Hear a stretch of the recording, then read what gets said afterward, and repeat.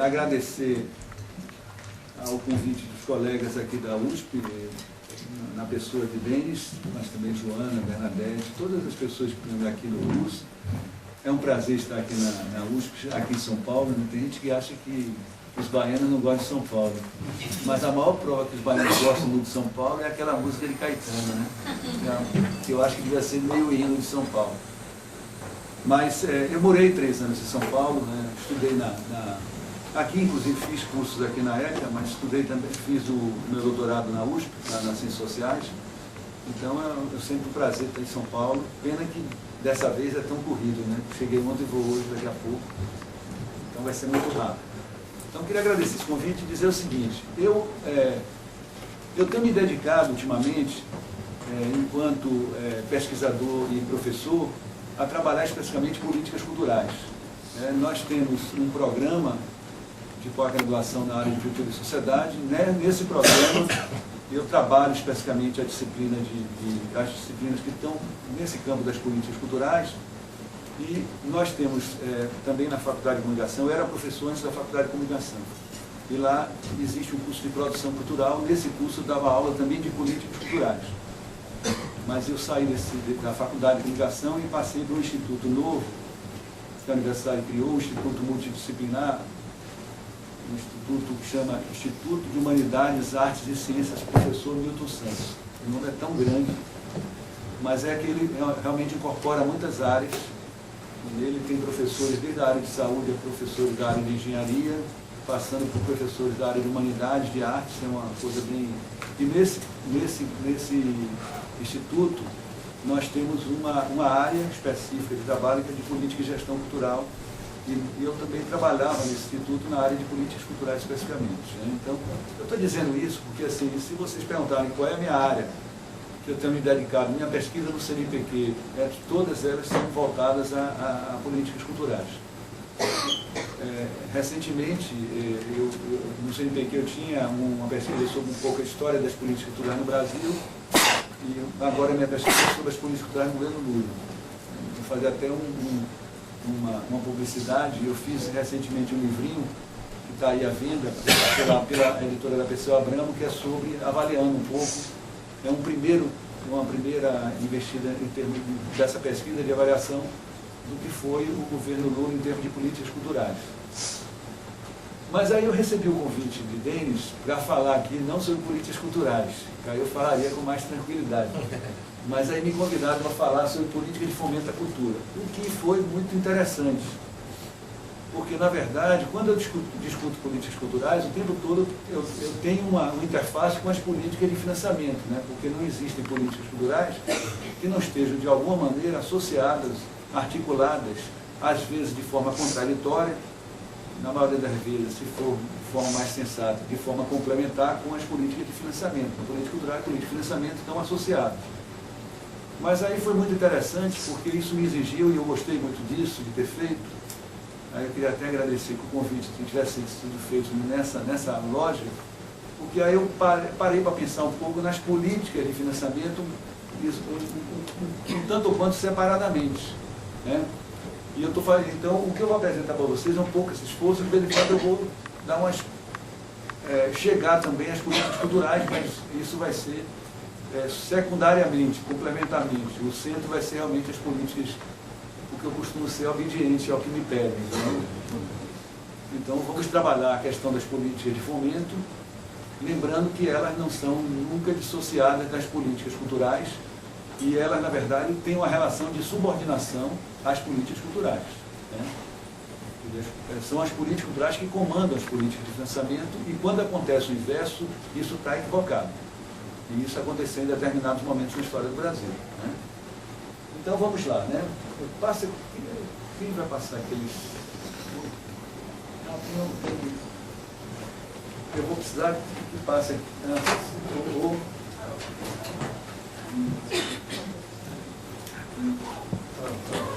Vamos?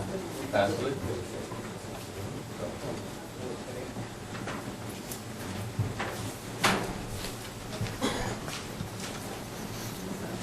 Então eu queria... Ficou mal aquele azul ali, né? Eu queria dar uma dica aqui para quem interessar.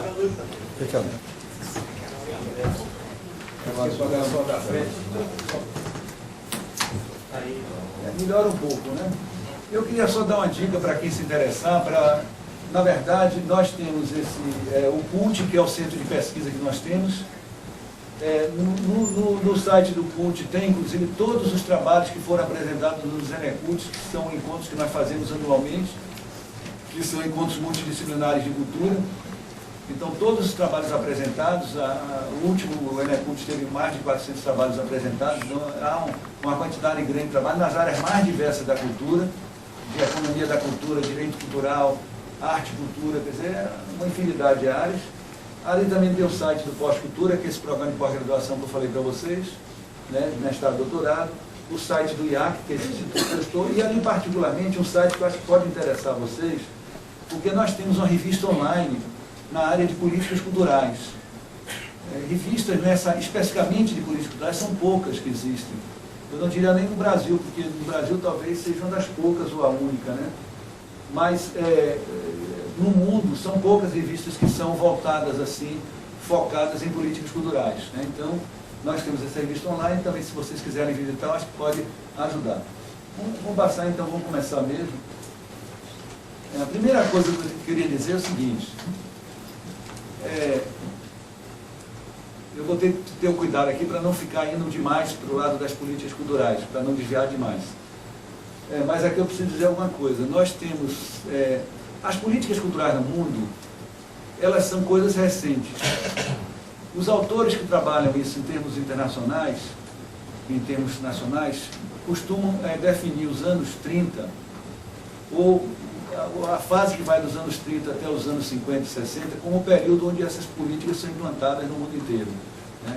Claro que existem divergências, existem diferenciações, eu não vou entrar nisso agora, porque senão fica muito longo, mas nós, inclusive no Brasil, se nós formos datar as políticas culturais no Brasil, nós dataríamos realmente nos anos 30, certo? Com as políticas culturais do governo Vargas, primeiro o governo Vargas democrático e depois, e principalmente, as políticas culturais do governo Vargas autoritário, de 1937 em diante, onde o Estado brasileiro vai ter uma intervenção grande no campo da cultura, né? Então, veja, todo esse período que vai dos anos 30 até praticamente 86, né, que já é o governo pós-ditadura, o governo Sarney pós-ditadura, nós vamos ter como grande financiador da cultura no Brasil, o grande fomentador da cultura, o Estado Nacional. Eu estou dizendo, não é só o Estado, é o Estado Nacional, né? Porque não se trata dos estados no plano estadual nem municipal.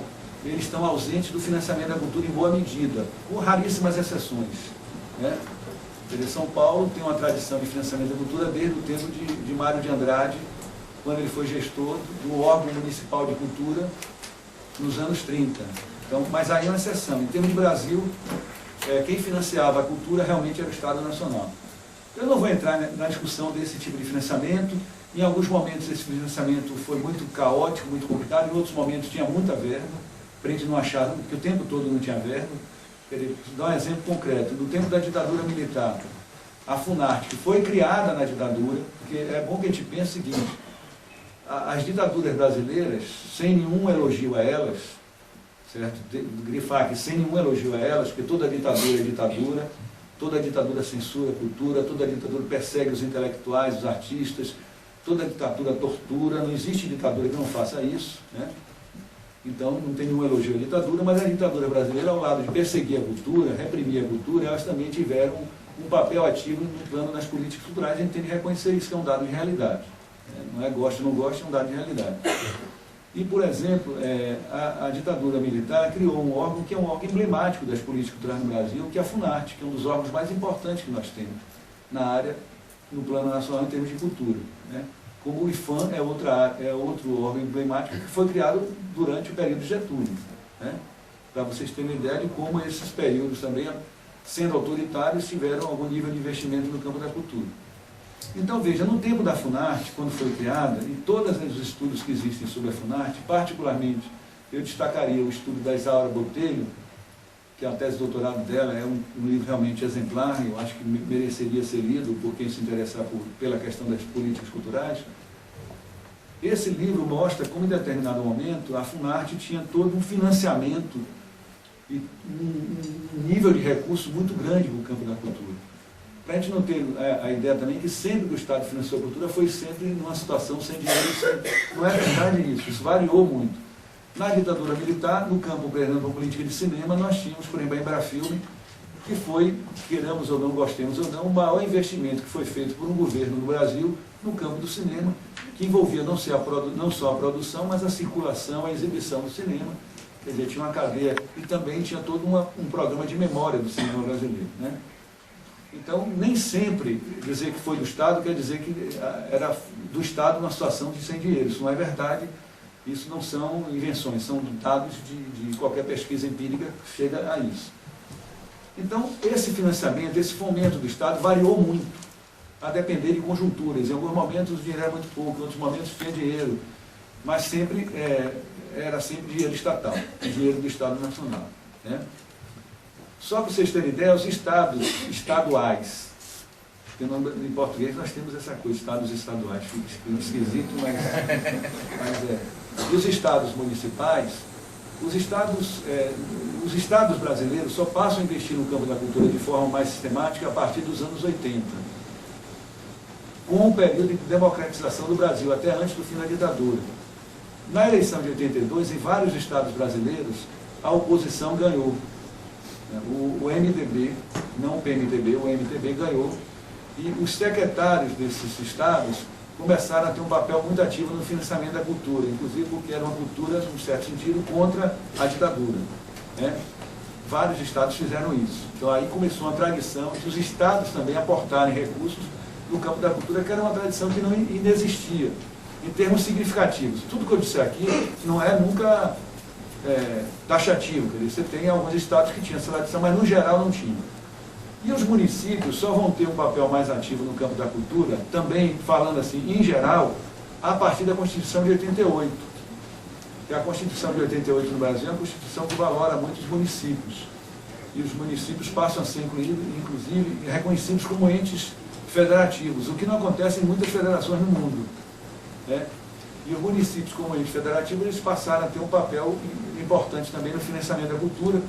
Hoje, para vocês terem ideia, em termos de Estado, de dinheiro público, os municípios são aqueles dos vários estados os que mais financiam globalmente. Óbvio, nós temos 5 mil e tantos municípios, somando o gasto desses 5 mil e tantos municípios, isso dá algo em torno de 50 e tantos %, os estados, o governo federal é algo em torno de 15%, isso varia um pouco de ano para ano, obviamente. Então nós temos uma divisão desse nível, né? Então, só para dizer isso, essa era a maneira de funcionamento da cultura no Brasil. A cultura funcionava assim, bem ou mal, às vezes bem, às vezes mal, mas dessa maneira. O que é que acontece no Brasil, não em 85, quando o Brasil se redemocratiza, mas em 86? Acontece, aí passa aí, por favor. Aí acontece o surgimento no Brasil das leis de incentivo fiscal. Leis de incentivo fiscal não são a criação brasileira. Para a gente lembrar bem, leis de incentivo fiscal existem em vários países do mundo. As leis de incentivo fiscal nos vários países do mundo têm formas muito diferenciadas, certo? Em alguns países elas privilegiam, por exemplo, a pessoa física e não a pessoa jurídica. No Brasil, ao contrário, você tem um privilégio que financia muito mais a pessoa jurídica, a pessoa física quase não financia, certo? Os índices de isenção são muito variados, as formas de funcionamento das leis de incentivo são muito variadas, para a gente não imaginar que nós copiamos um modelo que existe no mundo e esse modelo brasileiro é um modelo que existe no mundo, não é. Esse modelo brasileiro tem muitas singularidades e eu, pessoalmente, tenho muitas críticas a essas singularidades que esse modelo desenvolveu no país. Depois a gente vai ver isso mais adiante. Então, as leis vão representar algo, a gente não se dá conta muito disso, mas elas vão representar uma mudança radical das formas de fomento à cultura no Brasil. Muito mais do que a gente imagina. Porque até bem pouco tempo atrás, todo mundo achava que financiamento da cultura era algo das leis de incentivo, esquecia, inclusive, um financiamento direto do Estado. Quando nossa história, se a gente pegar nossa história, ela é muito mais uma história de financiamento do Estado do que propriamente de lei de incentivo. Mas as leis de incentivo tiveram hegemonia de tal ordem no Brasil que apagou a história anterior. Quer dizer, é tão pesado, tão forte isso, que apagou a história. E a gente precisa recuperar a história para a gente colocar as coisas nos seus devidos lugares. A lei de incentivo, só recapitulando isso aí, eu acho que vocês devem saber mais do que eu. Primeiro, a lei Sarney, a primeira lei de incentivo é uma ruptura radical com os modos de financiar a cultura no Brasil. Lembrando, a lei Sarney tem uma diferença substantiva em relação às leis posteriores, porque elas não passavam, em momento nenhum, por nenhuma aprovação do Estado. Elas eram praticamente uma relação direta entre os agentes culturais e as empresas, com isenção. A isenção nunca foi mais do que 80%, que é outra coisa importante, para a gente não misturar também essas leis, que elas têm também diferença entre elas importante. Essa lei Sarney, ela foi, quando o Collor subiu ao poder como presidente, naquele conjunto de atos que ele fez contra a cultura, ele tinha um ódio visceral da cultura, e nesse ódio ele acabou uma série de coisas que existiam no Brasil, inclusive o Ministério que tinha sido criado em 85, o Ministério deixou de existir, passou a ser uma secretaria, portanto um órgão menor do que o Ministério. Acabou o Embrafilme, acabou, enfim, eu não vou ficar citando aqui a quantidade de instituições que ele acabou, entre elas acabou a lei Sarney, dizendo que a lei ela permitia muita corrupção, já que o Estado não tinha nenhuma interferência na lei. O que, em parte, é verdadeiro mesmo. Aí, nesse caso, não era uma crítica apenas de bravata, era uma coisa que tinha algum fundamento na realidade. Era muito esquisito a lei com recursos públicos que não passava, o Estado não apitava em nada, apenas dava o recurso. E no lugar da lei Sarney foi criado, no primeiro momento, ele teve como secretário de Cultura o Ipojuca Pontes, que foi o cara assim, que fez todo esse... eu recomendo, quem não leu ainda, leia um documento, um folheto que o Ipojuca Pontes publicou. Quem tem de ler o que é do lado assim, do pensamento mais crítico, tem de ler o do outro lado também, para entender o que o outro lado pensa, Então, assim, vocês leiam um documento chamado Cultura e Modernidade, que é um primor das ideias neoliberais no campo da cultura no Brasil. Isso é difícil de encontrar, mas eu sugiro que vocês leiam, que é um negócio assim, é um programa neoliberal assim, no sentido radical da palavra, que o Estado é desmontado o tempo todo, tudo que vem do Estado é um horror, o mercado é que tem de resolver tudo, então ali está o ideário neoliberal, assim, talvez no Brasil, um dos documentos mais radicais do ideário neoliberal esteja naquele documento. É de Ipojuca Pontes. É vivo até hoje, Não sei se propriamente o cineasta, quer ser um cineasta, não sei se chega lá. Tenta ser, vamos chegar assim. Aí veja, o Ipojuca Pontes fez esse trabalho de destruição, mas chegou um momento que ele caiu, não vou entrar na discussão por que ele caiu nem nada, então entrou o Sérgio Paulo Vanet, que tem outra estatura. O Sérgio Paulo Vanet é um grande filósofo, um cara que tem realmente uma produção importante. Eu só acho que ele aceitou ser ministro de Collor, aí é complicado, Tanto que o pessoal o tempo todo vai atrás dele para fazer entrevistas sobre esse período, ele nunca quer dar entrevista sobre isso. Eu acho que ele se arrependeu de tal forma do que ele fez da vida dele, e emprestar o nome dele, um nome reconhecido, qualificadíssimo, um cara realmente do primeiro time, para ir virar ministro da cultura de Collor, mas desgraçadamente a lei que foi criada, a lei de incentivo, passou a ser chamada Lei Rouanet, porque foi ele, o secretário de Cultura da época, não era ministro porque não tinha ministério. Então isso foi criado em 91, essa lei não teve muita vigência, porque ela, inclusive, precisava ter uma série de regulamentações que não foram feitas imediatamente, então a criação foi mais simbólica do que efetiva, o que não quer dizer que não tenha sido aplicada, mas muito fragilmente, vamos dizer assim. Quando Itamar Franco colocar, Itamar assume o governo, Itamar, então, ele recria o Ministério, certo? E com a recriação do Ministério, vários órgãos tinham sido destruídos por Collor, ele vai criar uma lei nova, uma lei específica para o audiovisual, certo? Essa lei introduz uma coisa que eu acho criminosa, para usar uma expressão bem forte, que é a isenção de 100%. porque nenhuma lei anterior tinha previsto a isenção de 100%. Por que eu acho que é criminoso a isenção de 100%? Eu sou absolutamente contrário à isenção de 100% em qualquer área. Por que eu sou contra? Porque, veja, a lei de incentivo é uma lei que no Brasil ela tomou a forma de ser uma lei destinada à iniciativa privada, diferente de outros países, como disse para vocês, que em outros países era uma lei de incentivo às vezes, a pessoa física, no caso brasileiro não é, a pessoa física tem dificuldade imensa de usar essa lei. Ela é uma lei voltada para a iniciativa privada e o argumento dessa lei é para estimular a iniciativa privada para aplicar recursos. Obviamente, com isenção de 100%, isso aqui não vale nada. Porque se eu tenho 100% de recurso público e apenas a empresa adianta o recurso, mas depois ela recupera 100%, e no caso da lei do audiovisual, como ela prevê também que outros gastos administrativos podem ser também incluídos, a isenção não é nem por 100%, é mais do que isso. 125% pelos cálculos que se fazem. Então, é pior ainda. Né? Quer dizer, na verdade, o que é que a lei do audiovisual introduziu? Tudo bem, a lei do audiovisual teve um impacto importante sobre a retomada do cinema brasileiro. Indiscutível isso. Não estou querendo mentir sobre isso. Agora, introduz uma lógica de uma perversidade imensa, que é você ter, na verdade, uma lei de incentivo que era para trazer recurso privado para o campo da cultura e que está dando isenção de 100%, quando não de mais do que 100%. Então, isso é, no mínimo, paradoxal.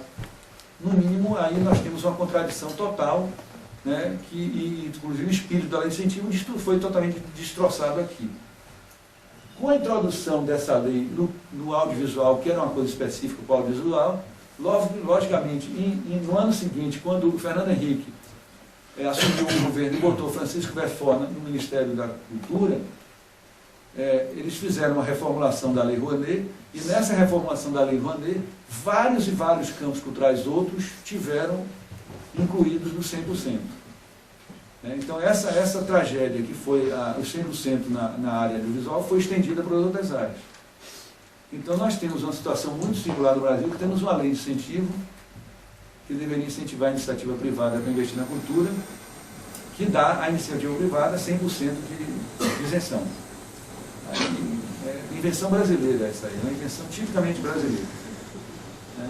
Porque isso não existe em outros países. Existem leis de incentivo, mas isso não existe. Essas invenções não tem. Então, veja, a partir daí, e a partir principalmente de 94, as leis de incentivo passaram a ser, 95, desculpa, passaram a ser a grande forma de incentivo à cultura no Brasil. E aquele outro passado, do Estado financiando, fazendo financiamento direto, via fundo, etc., foi esquecido. Essa hegemonia foi de tal ordem que as leis, olha, reparem bem, leis de incentivo são uma das bandeiras de financiamento à cultura, não é isso? Elas se tornaram a única. Então elas tomaram o lugar da política de financiamento. E a política de financiamento teve um peso tão enorme que se tornou a política cultural. Então a política cultural do governo, parceria então a política cultural do governo Fernando Henrique Cardoso e de Verfort, estão os dois ali, né? Eu fiz questão de colocá-los ali para a gente saborear as imagens.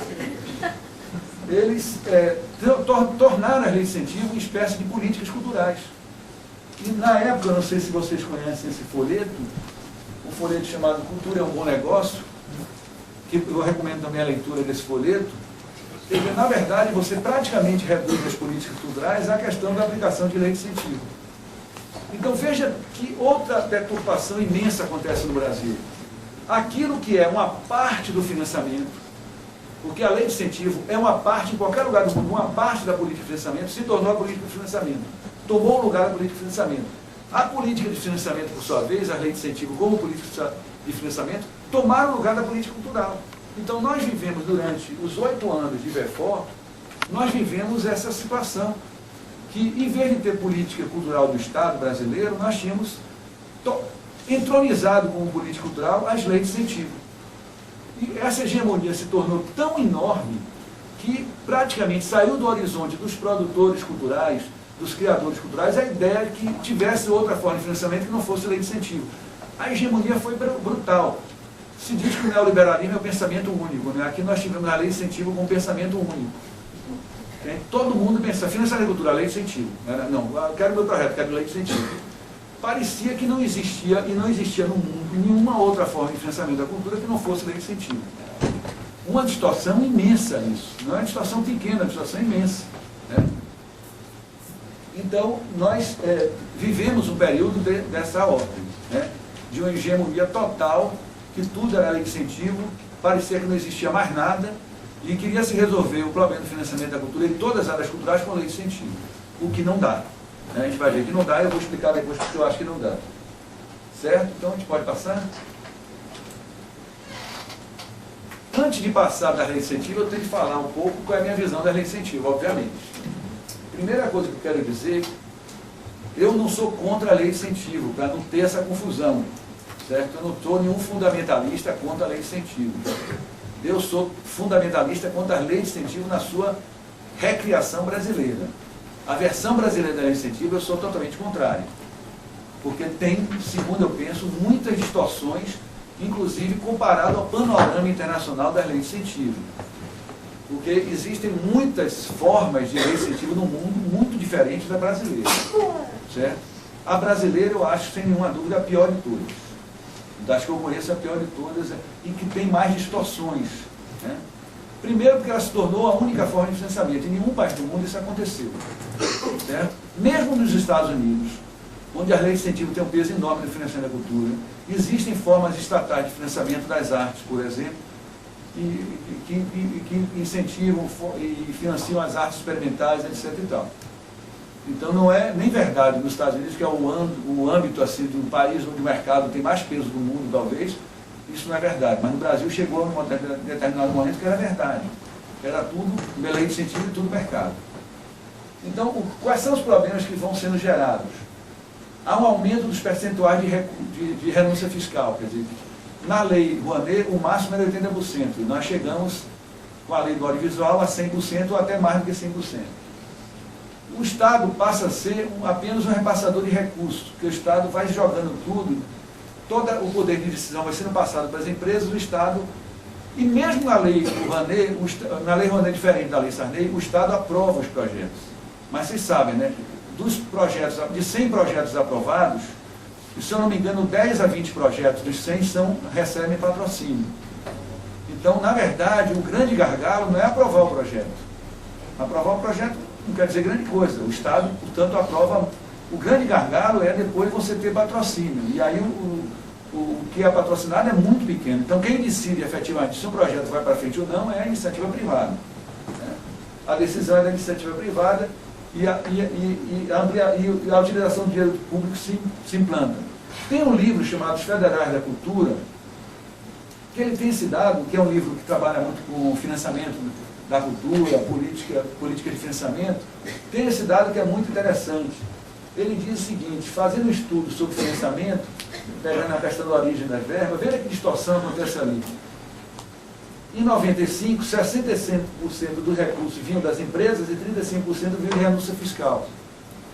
Lembrem que 95 é o ano que começa a ter um peso grande, né, que consolida a lógica das leis de incentivo. Em 2000, certo? É exatamente o inverso. Quer dizer, na verdade nós temos uma lei de incentivo ao investimento privado, que o seu resultado foi fazer com que cada vez mais o recurso investido na cultura viesse do poder público, cada vez menos na iniciativa privada. Quer dizer, é uma maluquice. Eu estou falando aqui de dinheiro real, não estou falando de que a gente vai para o cinema e tem lá uma opção de empresa lá que aparece que está todo agora com 100% de isenção. Quer dizer, aí está lá, empresa tal, empresa tal, empresa tal. O espectador normal vai, na verdade, achar que aquelas empresas todas estão botando dinheiro ali na cultura, que todo o cinema brasileiro hoje é feito a partir daquele dinheiro daquelas empresas. Certo? Aquele dinheiro daquelas empresas é antecipação de recursos apenas. A rigor, o dinheiro é público. Né? Então, nós temos aqui uma situação complicadérrima. Esse é um resultado chocante. Eu diria assim, chocante efetivamente. Mas as minhas críticas, então, passa aí. As minhas críticas à lei de incentivo são essas aí, 11. Cada dia cresce mais, cada dia eu imagino uma nova. Então, veja, primeiro, a mais grave de todas, talvez, uma muito forte, o poder de deliberação das políticas culturais, porque afinal de contas, quem o Estado apoia ou não, isso tem a ver com política cultural, passa, na verdade, do Estado para as empresas, e das empresas para os departamentos de marketing. Então, há uma diferença, portanto, substantiva do financiamento do cinema no Brasil do financiamento do cinema na Argentina, por exemplo. Como é que é financiado o cinema no Brasil? Vocês todos sabem, lei de incentivo fundamentalmente. Né? Como é financiado o cinema na Argentina? Você tem a cobrança de uma série de impostos, de taxação sobre de coisas do campo audiovisual. Por exemplo, se um filme, dessas mega empresas americanas, que botam 600 cópias no lançamento, então isso tem uma taxação. Essa taxação reverte para esse fundo. A utilização de DVD, de não sei o que, tudo reverte para esse fundo. Aí se tem um fundo. Esse fundo é gerido pela INCA. INCA, tem 2 A's no final, é Instituto Nacional de Cinema e Artes Audiovisuais. Esse instituto, portanto, gera esse fundo. Mas como é que é distribuído esse fundo? Porque esse instituto, se gerir o fundo, pode ser muito complicado, pode ser um controle totalmente do Estado, no sentido mais duro mesmo. O Estado determina o que é que vai ser feito ou não. Mas eles têm um mecanismo muito interessante, que é muito parecido com o mecanismo da ciência no Brasil. Né? Eles têm um conjunto de pares, e, portanto, pessoas do campo do cinema, analisam os projetos que são apresentados e aprovam. Isso faz com que, na verdade, você não tenha uma decisão do Estado no sentido estrito, mas uma decisão dos pares, como é todo o financiamento da ciência no Brasil. O CNPq funciona assim. Né? Então isso significa, eu pessoalmente acho que essa forma de financiamento é muito mais razoável para o cinema do que a nossa. Porque você vai ter um financiamento que vai ser decidido, primeiro a decisão do Estado, segundo a decisão do Estado mais democratizado, não são políticos que estão decidindo, mas são pessoas do campo específico que estão decidindo, levando em conta muito mais a qualidade estética, a inovação daquele filme. Quer dizer, são pessoas que têm um tipo de olhar na seleção que é totalmente diferente do olhar do cara do marketing da empresa tal. Ele está preocupado com outra coisa, ele está preocupado com a qualidade estética do cinema. Ele pode até não ser um cara com certa acessibilidade do cinema. Mas a lógica que mesmo que tenha essa acessibilidade, a lógica que vai presidir o julgamento dele não é essa. Vamos ser honestos, vai ser outra. Né? Então, entre essas duas lógicas de seleção, sem dúvida, a lógica de seleção da definição de recursos para o cinema argentino é muito melhor do que a nossa. Não é por acaso que o cinema argentino tem sido muito mais premiado internacionalmente do que o nosso cinema. Né? Não é por acaso. Né? E olha que, imagine o Brasil estar falando bem da Argentina, é difícil, né? É coisa. Mas, brincadeira à parte, eu gosto muito da Argentina. Particularmente, esse mecanismo eu acho muito mais justo, muito mais razoável. Segundo, o uso quase exclusivo dos recursos públicos. Eu não sei se vocês viram um dado ainda do período Juca, publicou um dado num folheto lá do Ministério, que ele diz assim, dos 18 milhões de recursos que foram investidos, 18, agora não sei se milhões ou bilhões, agora eu vou fazer confusão, mas do recurso que foi investido no campo da cultura, a partir da lei de incentivo, apenas 5% é de origem privada. Durante esses não sei quantos anos que isso está vigente. Né? Então é espantoso na minha cidade. Né? Eu imagino que o Ministério da Cultura não botaria em particular um dado que não fosse real, efetivo. Né? Então o uso é quase exclusivo do recurso público, a ausência de contrapartidas, que é outra coisa dramática. Porque vejam, aí você tem um filme que ele é todo financiado com dinheiro público, não é isso? Porque é 100%. Vocês sabem que no Brasil, se produz hoje no Brasil, varia de ano para ano, mas eu vou dar um dado assim, mais ou menos em torno de 80 filmes, vamos dizer. Desses 80 filmes, quase metade não tem circulação. Praticamente não são exibidos. Eles passam nos festivais, mas não passam... Se você disser para essas pessoas que vai botar numa norma lá ou na lei, que depois de 2 anos, que esses filmes que circularam comercialmente ou não, depois de 2 anos, esses filmes podem ser utilizados pelo Estado, nas suas universidades, nas suas escolas, para exibição, para os seus alunos, etc. e tal, vai haver uma reação imensa, porque é um absurdo, não sei o quê. Sim, mas o dinheiro foi da onde? Quem financiou isso? Quem botou dinheiro para fazer esse filme? Não pode usar o filme depois. E a proposta era essa, depois de 2 anos de circulação comercial do filme. Quer dizer, olha onde nós estamos. Quer dizer, não dá para dizer que não tem contrapartida. Não teria contrapartida se o dinheiro não fosse público, legal. O dinheiro é privado, claro, não vou impor isso. Agora, o dinheiro público, como é que não pode? Né? Fica estranho isso, né? Você tendo dinheiro público, um filme que não circulou, e que depois de 2 anos, é muito difícil que um filme depois de 2 anos lançado e tudo, que circule. É muito difícil. A não ser que aconteça uma coisa que reative o interesse daquele filme, que tem que ser uma coisa excepcional. Aí você não pode utilizar um filme que você bancou com dinheiro público para fins educacionais. Pô, estamos mal, né? Estamos realmente complicados. A gente não está sabendo o que é utilizar bem o dinheiro público. Né?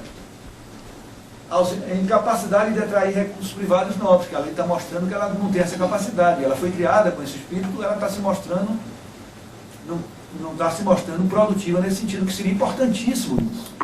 Seria importantíssimo ter no Brasil uma lei de incentivo que realmente trouxesse recurso privado para a cultura. Isso eu sou super a favor. Mas essa não está fazendo isso. Essa não está sendo capaz disso, então tem algum erro aí. Né?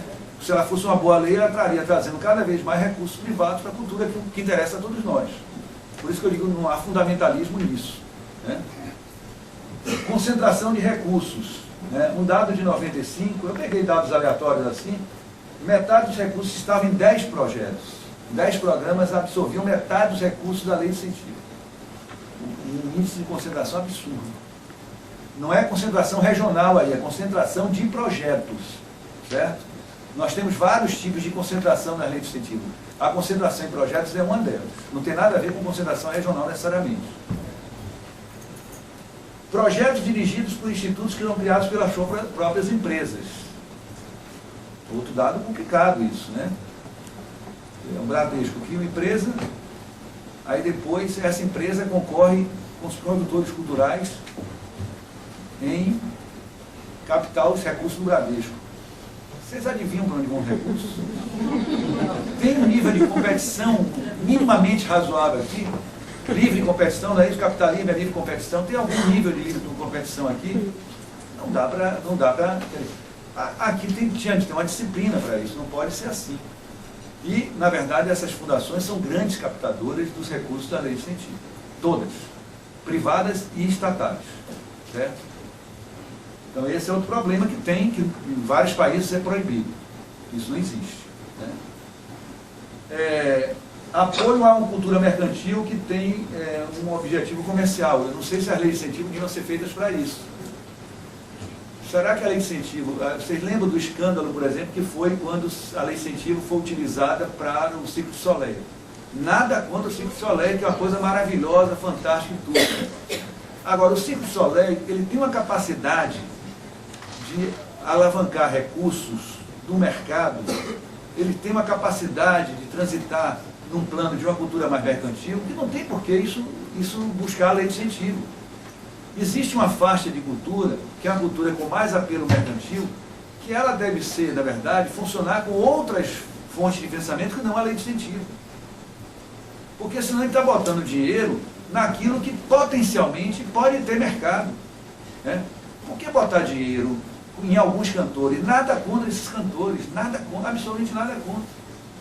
Botar dinheiro em determinados tipos de programas, determinados tipos de atividades que têm capacidade tranquila de alavancar recursos, que tem capacidade tranquila de, por exemplo, de ter público consumidor. Por que botar dinheiro nisso? Se nós temos tão pouco dinheiro para a cultura e que temos tantos setores culturais que precisam de dinheiro. Então, a lei de incentivo não pode servir para isso. Isso é outra situação brasileira. Porque em outros países não é assim. Aqui não. Lei de incentivo, de vez em quando, surge um escândalo desse de lei de incentivo, né? O Bradesco, em determinado momento, aquela torre de Natal que ele botava na Lagoa Rodrigo de Freitas era com lei de incentivo. Brincadeira, né? Brincadeira. Por mais que o Natal seja uma coisa cultural, que não é só uma coisa religiosa, não, Natal tem uma dimensão cultural importante. Agora, botar a árvore de Natal, pô, bote com o dinheiro do marketing. Né? Não vai botar o dinheiro dela. Mas era. Né? Era. Então, tem distorções e de vez em quando surgem dessas coisas na mídia, aí, escândalo tal, artista tal, tem não sei quantos de dinheiro, que é uma distorção que tem de ser corrigida. Não pode funcionar assim. Concentração regional de recursos, eu não vou falar, principalmente que eu estou em São Paulo, né? Aí eu vou falar mal. Não é nem dos paulistas, porque na verdade a concentração não se dá nem em São Paulo enquanto Estado, né? Certamente, se pegar o pessoal de São Paulo, o pessoal vai reclamar também, porque a concentração não se dá também em todo o Estado do Rio. Se dá em determinadas regiões do Rio e de São Paulo. E é uma concentração brutal. Que haja algum nível de concentração é natural, porque, na verdade, nós temos atividades econômicas muito concentradas aí. Então, óbvio que não vai ser tudo igual no Brasil. A repartição do Brasil não é igual. Mas o problema é que a distorção da Lei Rouanet é muito maior do que os índices de concentração da atividade econômica. Esse que é o problema. É muito maior. Tá? E isso é uma distorção grande, né? Muita gente concentra toda a crítica só nisso. A crítica que é mais comum é essa. Eu botei em oitavo lugar, porque é a crítica que todo mundo fala, eu não acho nem que seja mais importante. É importante, mas as pessoas só veem isso. Eu acho que ver isso só é muito pouco. Né? Eu acho que as outras aí tem coisas ali muito mais contundentes. Por exemplo, o Estado abdicar de decidir e a iniciativa privada decidir sobre tudo, eu acho que é muito mais complicada, porque é tudo. Né? A diminuição das temporadas, eu não sei se vocês sabem disso, mas é simples a gente entender. Vamos dizer, eu sou um produtor de teatro. Aí eu vou lá, consigo o financiamento para minha peça de teatro. Aí minha peça entra em cartaz. Certo? Qual é mais vantajoso para mim, estritamente em termos econômicos? Em termos culturais, a lógica seria outra. Que essa peça prossiga em cartaz por mais tempo, fique 6 meses em cartaz, ou que eu rapidamente acabe com essa peça e vá buscar outra, e outro financiamento. Eu ganho mais dinheiro aonde? É difícil de imaginar onde eu ganho mais dinheiro. Não é na extensão, inclusive, da temporada, inclusive porque a extensão da temporada, nós acabamos por deprimir uma coisa que é importantíssima no mercado da cultura, que era, o mercado da cultura tem de ter um pedaço dele que é financiado pelo consumidor. As leis de incentivo no Brasil, elas ajudaram a destruir exatamente esse mercado que era financiado pelo consumidor. Deprimiram esse mercado. O que é péssimo para a cultura brasileira, porque cria uma dependência enorme do patrocinador. Enorme. Né? Então, obviamente, as temporadas teatrais no Brasil, as temporadas em geral diminuíram. Quer dizer, uma lei que diminui as temporadas, quer dizer, nós queremos o quê? Nós queremos que uma temporada de uma peça seja a mais ampla possível, que é mais acesso das pessoas. Quer dizer, a perspectiva cultural é o inverso da diminuição da temporada. É o inverso. E nós, claro, no sistema que está aí é muito mais negócio, é negócio mesmo, muito mais negócio, eu acabar e passar para outro, que eu vou captar, se eu for, claro, um produtor com capacidade de captação. Né? Em geral, quem está captando é aquele que tem capacidade, né, porque é concentrado, a gente já viu isso aí. Né? Não é qualquer um que vai lá e faz a captação. A captação é um jogo que tem muita carta marcada também. Não é o mérito do projeto, ninguém se engane com isso. É o quê? É as relações que eu tenho com o empresariado, as relações que eu tenho com os departamentos de marketing. Não é que o projeto meu seja melhor e, portanto, vai ter financiamento. Isso, eu acho que ninguém aqui é bobo para ter essa ilusão. Né? Diminuição das temporadas, aumento dos custos. Quer dizer, há um aumento dos custos da produção cultural no Brasil imensa. Então tem gente que diz assim, não, eu estou agora na Secretaria de Cultura, me vem uma pessoa, de outro dia me veio uma pessoa, não, dia do samba, não sei o que, ele botou o projeto na mão, o projeto era mais de 500 mil, o dia do samba. Eu olhei para o cara e disse, é isso mesmo, você está me dizendo que ganhar 500 mil para fazer um dia do samba? Um dia. É isso mesmo? Esse dia deve ser formidável. Outra pessoa vai lá, eu estou discutindo com uma pessoa, pensando num seminário de cinema, tudo bem, tem alguns custos, não é tão barato, mas aí o cara diz, não, tem 1 milhão, não tá, esse ano está difícil, não sei o que, eu já fiz seminário com 1 milhão. Precisava ser um big seminário para ser um seminário com 1 milhão. E não era um big seminário. Entende? Então você tem uma distorção aí que você cria um aumento, não estou dizendo que é roubo, não estou dizendo nada disso, que é corrupção. Você aumentou o custo, você faz aquilo por um custo muito maior. Quando a cultura, na verdade, tinha um lado bom e ruim da cultura brasileira, que era o seguinte, você tinha maneira de fazer produções baratas, que era ruim porque representava falta de dinheiro, mas era bom porque você se virava para fazer. Hoje você perdeu essa capacidade.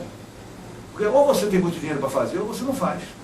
porque ficou inflacionado o ambiente cultural, né? A outra coisa, claro, substituir as políticas culturais e de financiamento, que é outra distorção. Então não são poucas críticas, né? E não são críticas inconsequentes, eu imagino. Eu tento fazer as críticas, eu tento ser uma pessoa muito ponderada, eu sou libriano, então librianos têm que ser equilibrados. Eu tento ser muito equilibrado, mas eu tenho essas críticas, eu acredito que elas têm algum fundamento, para mostrar que as leis de incentivo têm problemas, e problemas muito sérios. Como eu disse inicialmente, não é contra a lei de incentivo, é contra a versão brasileira da lei de incentivo, a invenção brasileira da lei de incentivo. Essa eu sou absolutamente contra, porque tem todas essas distorções que não são pequenas e que não têm impacto pequeno sobre o nosso cenário, nossa cena cultural. Então, vamos adiante. Qual é a questão que surge daí? A questão que surge, na verdade, é como nós vamos equacionar o financiamento da cultura. Se tem esses problemas todos, claro, eu não estou dizendo que tem esse problema todo e paralisou, acabou. Tem problema, vamos chorar, vamos nos deprimir, vamos entrar em depressão, né? Vamos tomar remédio antidepressivo. Não é isso. A gente vai ter que pensar o que é que pode se fazer, mas o diagnóstico tem que ser o mais difícil, o duro possível, para a gente saber realmente como enfrentar isso. Primeira questão, as leis de incentivo, elas inibiram o papel mais ativo do Estado na cultura, né? Então nós precisamos fazer com que o Estado tenha um papel mais ativo na cultura. Eu acho que nós estamos vivendo um período bom nesse sentido. Desde Gil e Juca depois, no plano nacional, mas também em vários planos estaduais, não todos, mas em vários governos estaduais e municipais, o Estado passou a ter um papel muito mais ativo no campo cultural, né? Inclusive, se a gente pegar os discursos de Gil, em 2003, ele fez uma série de discursos no Brasil inteiro, que foram publicados pelo Ministério, esses discursos, né? Então eu fiz uma análise pormenorizada desses discursos, que eram discursos em lugares muito distintos, né? Discurso em lugar muito distinto, para a plateia muito distintos, falam de coisas muito distintas também, obviamente. Ninguém é esquizofrênico para não fazer um discurso adequado, né, à plateia que está falando. Mas o mais importante não era o que era diferente dos discursos, porque tinha uma plateia diferente, mas era o que se mantinha no discurso. O que é que se manteve sistematicamente nesses discursos de 2003? 3 coisas se mantiveram sistematicamente. Uma, que não tem a ver com a nossa discussão agora aqui, que era a afirmação de conceito ampliado de cultura. Nós vamos trabalhar com o conceito ampliado de cultura, e estava dizendo o quê? Nós não vamos trabalhar com cultura como patrimônio e como artes apenas. Vamos abrir a cultura. Aí é outra discussão, não vamos tocar nisso agora. Isso está lá, todo discurso, vai e vem, está lá dito isso. Persistente, tão importante. O que é persistente em todos os discursos é a mensagem que importa, né? Porque está sempre reafirmado, né? O que é reiterativo é o que se quer dizer, né? Segunda coisa, a crítica às leis de incentivo no governo Verfort, Fernando Henrique. Porque estava óbvio que ele tem que sair dessa situação. E terceiro ponto, e talvez o ponto que aquilo para nós é o mais importante, a afirmação o tempo todo que o Estado tem que ter um papel ativo na cultura. Certo? Quer dizer, demarcar, portanto, a diferença com o Estado anterior, que dizia que lei de incentivo é tudo e nós é o mercado que resolve e nós temos que simplesmente gerir a lei de incentivo. E, efetivamente, se a gente pegar o governo Gil e o governo Lula, e o governo Gil e o governo Juca, sem nenhum elogio de baiano, porque não se trata disso, né? Sem dúvida que nós analisarmos pormenorizadamente, e eu fiz isso e tenho feito isso na minha pesquisa, nesse livro que eu falei para vocês, está lá dito, que não é um livro só de elogios, é um livro que tem críticas também, e vocês vão ver que tem críticas aqui importantes. Na verdade, está não só dito no discurso, mas na prática foram implementadas um conjunto de políticas. O Estado passou a ser um Estado atuante no campo da cultura. Eu acho que a gente pode discordar até das políticas ou não, mas, né, como dizem os baianos, estudando se cá ou não, né? Gaetano que gosta de fazer isso. Mas veja, de qualquer maneira, a gente pode discordar ou não, mas que tinham políticas, certo? Tinham políticas em vários campos. Né? Algumas muito sábias, muito interessantes, outras não tanto, mas tinham. Então, isso aqui, há uma mudança da postura do Estado que é significativa. O Estado passa a dizer, é importante ter políticas culturais. Inclusive, tem uma frase de Gil que eu gosto de sempre citar, ele é assim, fazer política cultural é fazer cultura. Então, ele diz isso para enfatizar como o Estado tem fazer cultura e fazer... Como? Formular. Não, formular, não é fazer. Formular, a expressão é essa. Então, obrigado por ter me corrigido. Então, primeira mudança é essa.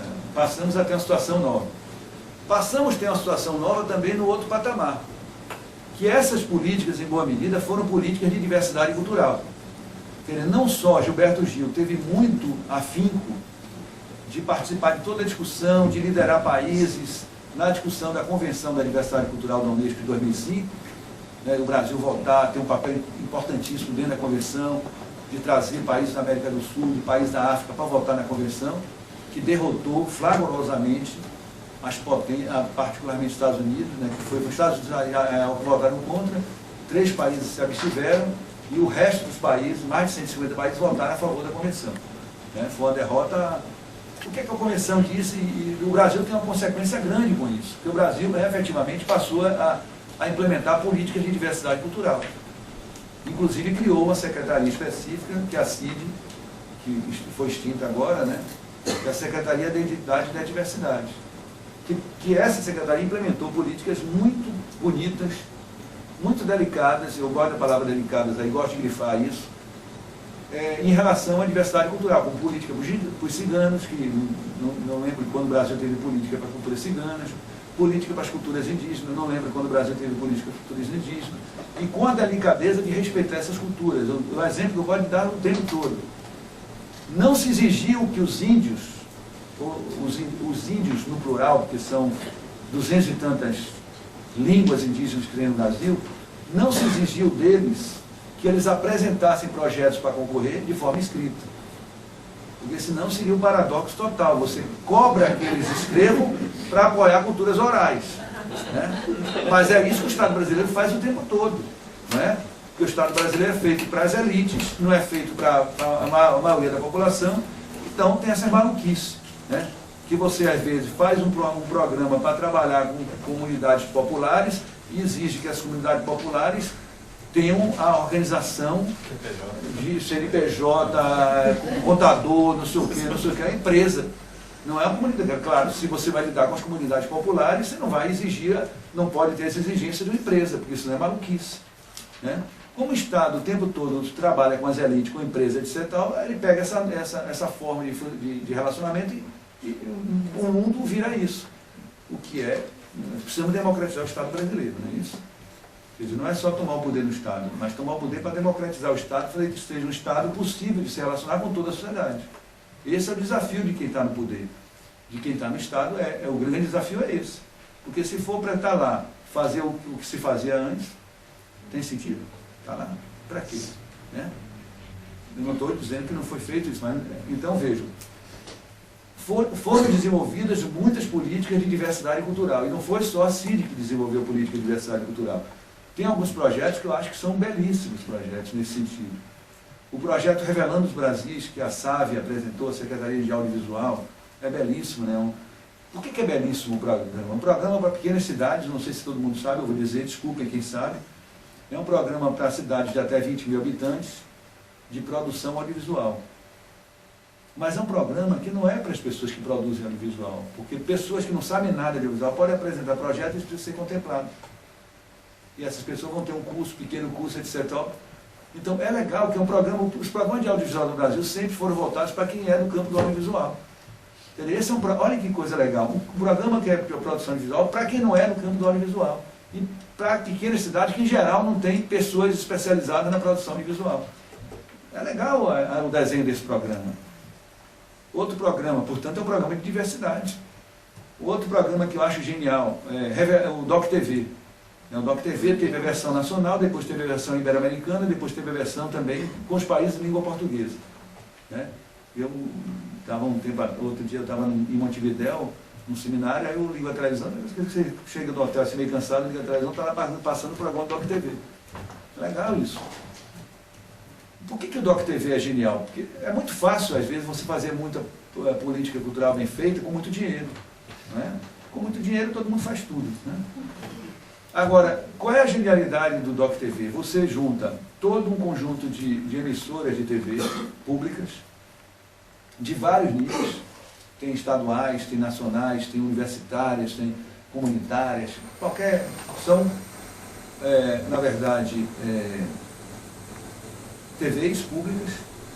Essas TVs públicas têm edital, elas se propõem a fazer edital, então a TV pública do Acre faz um edital no Acre, não é edital nacional, portanto garante que tem uma produção descentralizada, a produção não vira centralizada. E essa TV que entrou bancando um edital, bancando um documentário, ela tem acesso a 30 aí variou de ano para ano, né? Tiveram várias versões, né? Aí ela tem acesso e pode botar e veicular 30, quer dizer, olha que negócio, grande negócio, eu pago 1 e recebo 30. É um grande negócio, né? É um grande negócio que aquele que produziu no Acre, ou sei lá, no Maranhão, vai ter vinculado o seu trabalho nacionalmente. Então garante uma vinculação nacional de algo que está sendo produzido nos vários estados brasileiros. O que é complicadíssimo comparado ao nosso regime de comunicação no Brasil. Porque esse é outro campo também que a gente precisa democratizar. Né? Como é o regime de comunicação no Brasil que vem da ditadura? Porque ele vem intacto da ditadura. Ele foi formado na ditadura. Ele foi construído na ditadura. E ele se permanece até hoje sem nenhuma democratização. Como é que funciona a comunicação no Brasil? Primeiro, produzido em rede nacional. Raríssimo no mundo acontecer isso, se você tem uma televisão que o tempo todo funciona em rede nacional. Porque na maioria dos países você tem limitação para isso. Na maioria dos países você pode ter um período em rede nacional e um período com redes regionais, locais, etc. Brasil, rede nacional o tempo todo. Certo? Quer dizer, se a gente pegar qualquer aí não é a Globo, não sei o que, qualquer uma das redes é 90% da programação em rede nacional. O que não é rede nacional são aqueles enlatados americanos, aqueles filmes de maravilhosa qualidade. Né? Coisas preciosas, educativas, sem violência, né? Tudo assim, da cultura da paz, né? tudo isso. Tirando isso, sobra a programação produzida, né, nacionalmente. Programação regional, zero. Culturas regionais do Brasil. As culturas regionais do Brasil são fortíssimas. Elas estão excluídas da comunicação no Brasil, elas estão excluídas da mídia. É um absurdo cultural isso. É de uma pobreza cultural. Isso nos faz muito pobres culturalmente. Nós não temos contato com as culturas regionais riquíssimas do Brasil. Você tem uma cultura amazônica que é maravilhosa, tem coisas ótimas no campo da música, em vários campos. Você tem cultura gaúcha. E cultura gaúcha não é só do Rio Grande do Sul, porque os gaúchos entraram pelo meio do Brasil e estão lá no Maranhão. No oeste da Bahia tem uma série de centros de cultura, aquele centro de tradição gaúcha. Então você tem, na verdade, um conjunto de culturas regionais importantíssimo no Brasil que a gente não tem acesso. E quando tem acesso, é de forma totalmente distorcida, porque é um paulista que nenhum paulista, quer dizer, um caipira que nenhum caipira se identifica, um baiano que nenhum baiano se identifica, um gaúcho que nenhum gaúcho se identifica, um nordestino, um mineiro que nenhum mineiro se identifica, porque é tão estereotipado que ninguém se identifica com aquilo ali. Né? Então, nós temos uma exclusão das culturas regionais, dessa riqueza de culturas regionais, dessa diversidade de culturas regionais da mídia brasileira. Né? Porque ela é produzida, toda elas, em termos nacionais. E mais do que isso, mais grave ainda, ou tão grave quanto, ela é toda produzida pela emissora, que é outra coisa raríssima no mundo. No mundo existem vários países que têm limitação de 30%, 70% da programação tem que ser comprada fora. Não pode ser para a emissora, só pode produzir 30%. Isso varia de país para país, mas tem legislações nesse sentido. E não são em países comunistas, nem socialistas, não. São dos países capitalistas, dos países liberais que tem isso. Por quê? Por que tem isso? Para garantir um princípio fundamental da mídia, que deveria ser, que é o princípio da pluralidade. Se eu produzo tudo, eu tenho uma visão única. Se eu compro a produção, eu vou comprar de vários entes. E, portanto, garanto um pluralismo de opiniões. Segundo, ao fazer isso, eu fomento o mercado. Porque se eu produzo tudo, eu inibo o mercado. Se eu tenho que comprar, eu estou produzindo mercado, estou criando mercado, estou criando diversidade de produtores, né? Então vejam, o DOC TV nesse sentido era muito interessante, porque ele se contrapunha a isso. Ele se contrapunha a essa lógica de comunicação, criava uma lógica de comunicação, claro, é muito pequena, muito pouco potente, porque as emissoras públicas têm muito pouca audiência, mas de qualquer maneira é uma lógica diferenciada importante, porque é uma lógica que interessa muito mais ao campo cultural, né? Então, estou dando exemplo de programas que foram muito importantes. Agora, dito tudo isso, eu quero dizer para vocês uma outra coisa, né? Então, tudo bem, tivemos uma série, o Estado passou a ter iniciativa, o Estado passou a ter iniciativa no nível de políticas culturais para a diversidade, o que é muito positivo, porque não só o Estado assinou lá a convenção, mas colocou em prática a convenção, que muitas vezes o Estado Nacional assina coisas e depois não está nem aí porque assinou. Nesse caso, assinou e teve políticas coerentes com o que assinou, mas nós não mudamos nosso sistema de financiamento, que até hoje ainda é 80% dependente da lei de incentivo.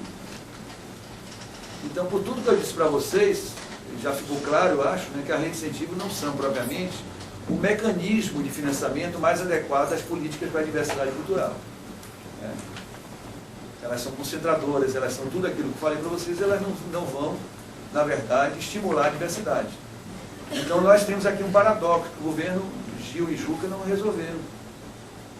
E isso eu cobro na conta deles, porque eles começaram a discutir as leis de incentivo em 2003 e mandaram um projeto de mudança da lei de incentivo em 2010.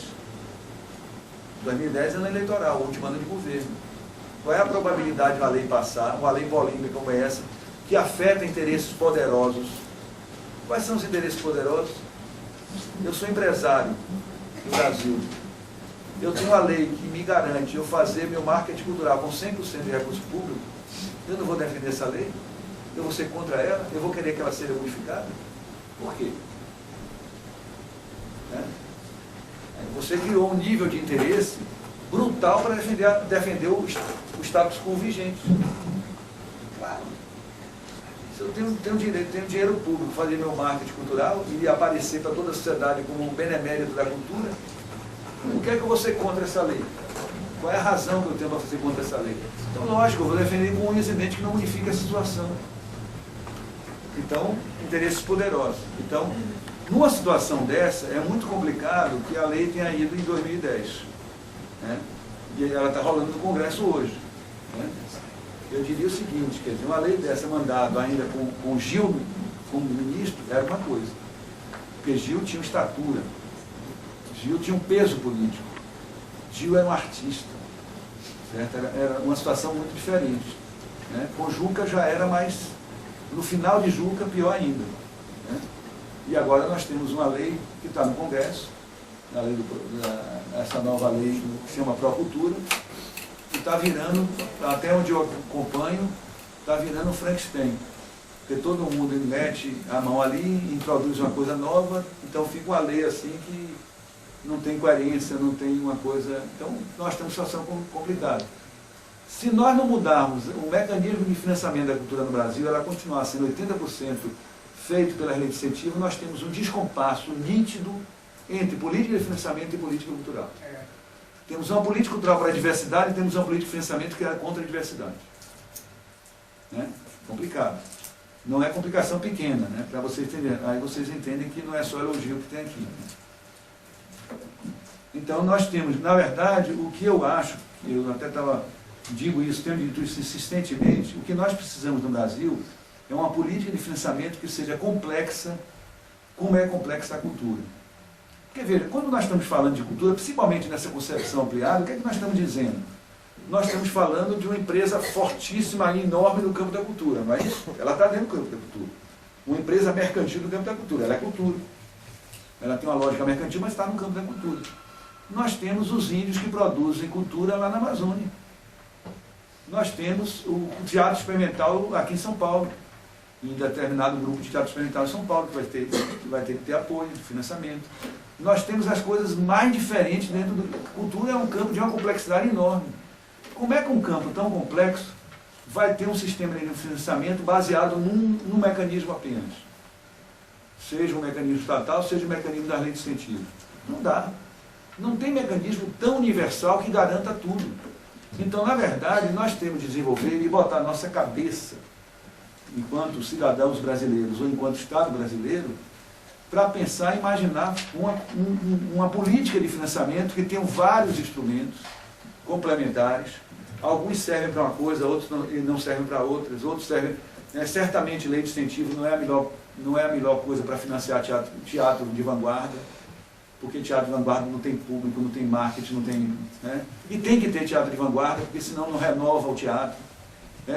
Música experimental, mesma coisa, tem que ter música experimental mesmo. Em lugar nenhum do mundo, música experimental tem retorno, porque não tem mesmo, não é uma peculiaridade. Tem gente que acha, não, tal coisa não tem, porque o Brasil é atrasado culturalmente. Não é. Em lugar nenhum do mundo o teatro experimental tem retorno. Não tem. Pesquisa pura, tem retorno aonde? Em que lugar no mundo pesquisa pura tem retorno? Pesquisa científica pura? Não tem, é gasto mesmo. E tem que ter, porque senão a ciência não avança, porque a ciência não avança só com pesquisa aplicada. Então a gente tem que ter um tipo de financiamento. Se fala hoje, no campo da cultura, hoje tem algumas palavras na moda que a gente tem que ter cuidado. Uma delas é sustentabilidade. Porque parece, veja, tem uma coisa muito difícil que é o seguinte, exigir que a cultura seja sustentável. É uma balela. Quer dizer, que algumas atividades culturais sejam sustentáveis é uma exigência razoável. Porque tem atividades culturais que podem ser sustentáveis e nós devemos até caminhar nesse sentido, o que é uma coisa positiva. Agora, tem outras que não serão nunca, e isso tem que ser bancado pelo Estado mesmo, que é quem banca, por exemplo, a educação pública é o Estado, quem banca a pesquisa pura é o Estado, e ninguém tem problema com isso. Os cientistas não têm nenhum problema com eles serem bancados com o Estado, o problema é zero. Nós, no campo da cultura, às vezes, temos cheio de dedos para dizer, olha, aí esse campo aqui tem que ser bancado pelo Estado. Parece que não. Por que determinadas áreas experimentais não têm que ser bancadas pelo Estado? Tem que ser aqui e no mundo inteiro, porque senão elas não existem. A gente tem que dizer claro isso. Determinadas áreas de culturas populares têm que ser bancadas pelo Estado, porque não é da lógica daquela área de cultura popular que ela tenha sustentabilidade mercantil. Introduzir uma sustentabilidade mercantil em determinadas áreas de cultura popular é introduzir algo que dilacera aquela manifestação cultural. Dilacera, destrói. Não tem como não destruir. Então a gente tem que dizer, olha, sustentabilidade legal, agora ver aonde. Eu acho que tem determinadas áreas que é tranquilo ter sustentabilidade e às vezes não tem por falta de iniciativa, por falta de criatividade nossa, aí deveria ter. Agora, não vamos pegar isso e tornar o horizonte geral. Por exemplo, eu adoro o programa Cultura Viva, o Pontos de Cultura. De vez em quando, eu ia para os seminários, que eu sou do Conselho Nacional, eu espero que ainda seja, do Conselho Nacional, aí tinha as discussões assim, sustentabilidade, não sei o que, eu ficava assim, meu Deus, será que todo o programa Cultura Viva tem condições de ter sustentabilidade? Um programa tão diverso, que tem coisas tão distintas. E para mim tinha tranquilamente que muita coisa ali não tinha sustentabilidade nunca. E não era nem para botar no horizonte daquelas pessoas e ficar com a cabeça na sustentabilidade. Você entende? Dizer isso não é problema nenhum. É simplesmente reconhecer que a cultura é complexa e ela tem, algumas têm capacidade mercantil, outras não. Algumas têm a sustentabilidade com mercados alternativos, outras não. Então a gente tem que entender a cultura na sua complexidade. Acabar de achar que a cultura é uma coisa única, que a cultura é tudo igual. Não é. Não é. Então tem que ter um sistema de financiamento que reconheça isso, que reconheça a complexidade da cultura e que seja adequado a isso. Quais são os mecanismos, Albino? Você tem a receita para isso? Não. Mas a gente tem inteligência para criar, não tem? As formas de financiamento da cultura foram criadas por alguma pessoa em algum momento. Elas não nasceram, o Espírito Santo não trouxe. Elas nasceram de alguma maneira, foram criadas, foram construídas. Então nós temos que botar na nossa cabeça para criar formas de financiamento que sejam adequadas a essa complexidade. E serão várias, e serão complementares. E não é uma única. Nenhuma única tem condição de pegar a universalidade da cultura. Que a cultura é dessa complexidade gigantesca que nós temos. Então veja, Outra coisa é recuperar o Estado como financiador da cultura sem medo de dizer isso, né? Não tem como a gente ficar querendo sustentabilidade. Não, nem tem que dizer, em determinadas áreas é o Estado mesmo que tem que dar dinheiro, e ponto. Certo? Chegar para o Estado tem que dar dinheiro em tais áreas. Nós reivindicamos isso é justo ser reivindicado, não tem problema de reivindicar isso. Não é anacrônico de reivindicar isso, porque parece que reivindicar alguma coisa do Estado é anacrônico. Parece que nós introjetamos a perspectiva neoliberal de tal maneira que parece que o Estado não serve para nada. O Estado serve muito, né? Serve tanto que na crise que nós tivemos em 2008, aquela crise que até hoje se desdobra, né? Felizmente nós estamos um pouco fora disso, né? Mas outros países estão encerrando, né? Se os Estados nacionais não interviessem naquela crise, ela seria de uma forma muito pior. Aí todo mundo que era neoliberal, o mais radical neoliberal, correu lá para o Estado intervir.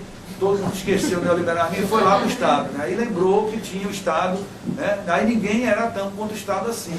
Agora, só que ia para o Estado e continuava a fazer o discurso contra o Estado, né? Como muitos desses comentaristas dos meios de comunicação no Brasil, é um horror. Os caras fazem uma coisa hoje, daqui a pouco eles estão numa situação totalmente diferente, eles esqueceram tudo que falaram, parece, e continuam com empáfia, o que é pior, com empáfia falando verdades. Verdades, poxa, esses caras estavam há pouco tempo defendendo lá que a Argentina de Menem era a maravilha do outro mundo, que o Peru de Fujimori era o exemplo que o Brasil devia ter seguido. Os caras estavam defendendo isso, aí daqui a pouco esqueceram tudo, você entende? E eles continuam com a empáfia, dando recados, dando o tempo todo, sabendo receitas, receitas prontas, a crise internacional tem que ser solucionada dessa maneira, não sei o quê. Em geral, a maneira é a seguinte, contenção de salário, sempre de maneiras recessivas, né? É bom lembrar o seguinte, o Brasil saiu da crise de 2008 sem nenhum receituário recessivo, muito pelo contrário. A gente esqueceu isso, né? Qual foi a alternativa brasileira na crise de 2008? Foi exatamente estimular o mercado interno, botar as pessoas para gastarem, né? Quer dizer, isso, dentro do ideário neoliberal, é agressão total. São loucos, esses caras estão botando as pessoas para gastar mais. E se não fosse isso, se não fosse a expansão do mercado interno, se não fossem as camadas que foram incorporadas ao mercado gastarem muito, a gente ia ser jogado dentro da crise, né? A gente esquece isso, né? Então vejam, a gente recuperar e cobrar do Estado o seu papel, cada vez mais, e cobrar sem vergonha. O campo cultural precisa parar de ter vergonha e dizer que tem de ter recurso para a cultura, que tem de ter recurso do Estado para a cultura, e tem de ter recurso a fundo perdido. A gente tem de dizer isso muito claramente, sem vergonha, sem nenhum medo, né? Não tem razão nenhuma de a gente pensar diferente disso, né? Se a gente pensar que a cultura é complexa e que as formas de financiamento são complexas. E, portanto, tem áreas importantes que o Estado vai bancar mesmo, né? Deixa eu passar para terminar. Então, só os mesmos desafios, a sintonia entre políticas culturais e políticas de financiamento, a questão de política de financiamento para a diversidade cultural é outro desafio que estão colocados, e políticas culturais plurais, que tem a ver com a democracia e a possibilidade de pensar um mundo diferente desse que a gente vive, né? Porque certamente esse mundo diferente não é o mundo dos monopólios, não é o mundo da cultura homogeneizada, não é o mundo da imposição cultural, é o mundo do diálogo intercultural, é o mundo de uma outra qualidade, né? É o mundo da possibilidade que nós tenhamos de não ter um mundo com 80% do cinema americano tomando conta do mercado mundial. Nada contra o cinema americano. O cinema americano tem coisas maravilhosas, mas não é certamente o que nos, o tempo todo, vocês sabem como é o esquema do cinema americano, né? Você vende um filme que é considerado, né, com uma opção de abacaxi junto, e aí o que a gente vê durante o ano todo é o filme considerado de mercado importante e os abacaxi todos juntos, né? A gente vê isso, né? Com 80%, no caso brasileiro, está até um pouco menor do que isso, mas no padrão mundial, hoje é 80% do mercado mundial dominado pelo filme americano. Pode-se falar em diversidade cultural assim? Tem alguma coisa errada aí, cara? Política de diversidade cultural no mundo, 80% do cinema americano. O que é que a gente vê de cinema da Itália, sei lá, de países da Nigéria, que tem um movimento cinematográfico imenso, da Índia, que tem um movimento cinematográfico imenso? O que é que a gente vê? Nada. Isso é pobreza cultural? Isso empobrece a humanidade? Claro que empobrece.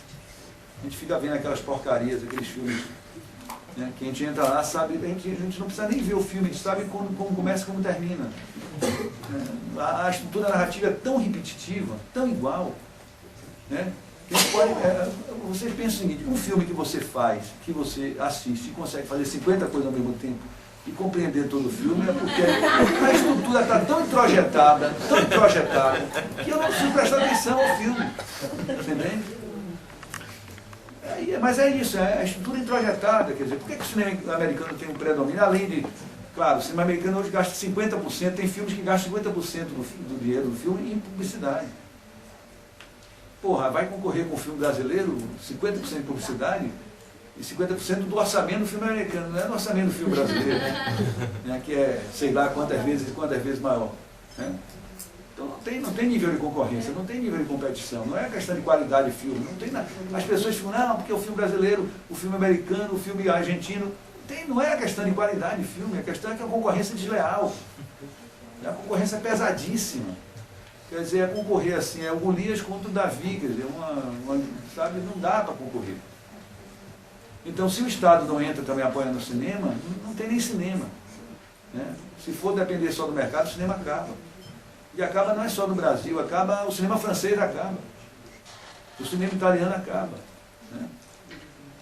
Então, esse é o desafio, se a gente quer um mundo que seja um mundo realmente na diversidade, um mundo da pluralidade, um mundo, portanto, de uma democracia cada vez mais radical, onde as pessoas têm cada vez mais autonomia, cada vez mais liberdade, né? Cada vez elas possam escolher, porque uma das coisas importantes do mundo que a gente possa desejar é um mundo onde as pessoas possam escolher, ter alternativas. Certamente um mundo onde tem 80% do cinema americano na tela não é um mundo da grande escolha. Né? Então é isso, né? É um pouco, desculpem aí porque eu de vez em quando derivo um pouco, mas é porque o tema não é dissociado das derivações dele, né? Então é isso que eu tinha para dizer para vocês, eu espero que eu tenha traçado um pouco assim dos desafios nessa área do financiamento do fomento à cultura. E a gente tem que inventar coisas, inventar forma de fomento. Por exemplo, uma forma de fomento que foi inventada e que deu muito certo é microprojetos, por exemplo. O Ministério fez toda uma política de microprojetos, projetos muito pequenos, com uma forma, inclusive, de execução muito simples, que não exigem aquele inferno de papéis, de não sei o quê. Né? E esse deu muito certo, porque muitas vezes a gente imagina assim, como nós estamos pensando só nessa cultura que foi hiper infracionada, nós não pensamos que para determinadas comunidades, se a gente aporta um recurso muito menor, isso tem um impacto imenso naquela comunidade. Porque está pensando sempre nessa cultura inflacionada. Né? E você pegar uma cidade pequena do interior, botar um recurso ali, que é um recurso pequeno, isso tem um papel imenso. Se faz muito com esse recurso. Então esse projeto do microcrédito que foi desenvolvido pelo Ministério foi uma coisa nova. Né? Então a gente tem que imaginar alternativas de financiamento, de fomento, que sejam criativas, que sejam inovadoras. A criatividade não é só da coisa da cultura, a criatividade também está no patamar das políticas culturais. As formulações de políticas culturais têm que ser muito criativas. Se elas desenham bem bons projetos, eu dei alguns exemplos aqui de projetos extremamente criativos. Então, é dever dos gestores culturais, né, pensar projetos que sejam criativos, pensar formas de financiamento novas. Não é se contentar com o que está aí. O que está aí é muito problemático, é muito limitado. Né? É um dever nosso dar um passo adiante. Né?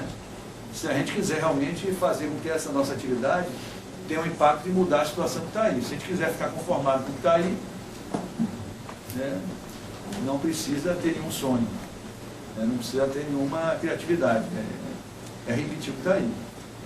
Se quiser ser diferente, aí exige muita coisa. Né? Inclusive formação. É isso.